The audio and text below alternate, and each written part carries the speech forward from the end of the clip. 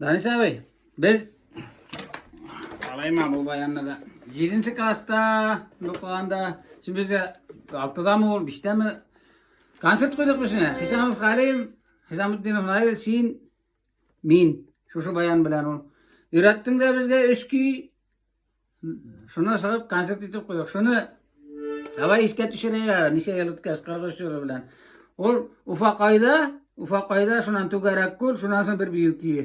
Sinem bilesin, ede şuna tırnır havası itmeyinse yine nitip kara, şimdi ufadan başlayalım, ufak ayda.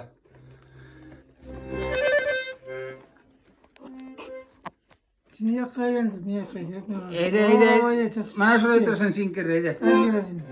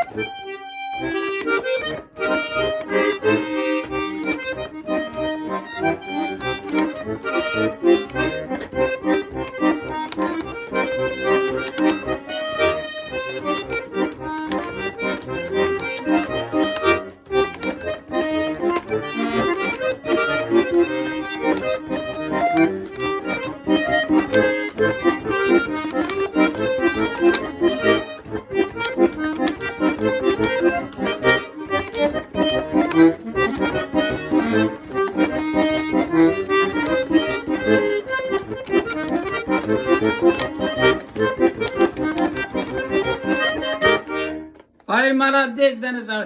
Unutmagansın malades, rahmet. Üretkenin için de, oynagaның için de zor rahmet.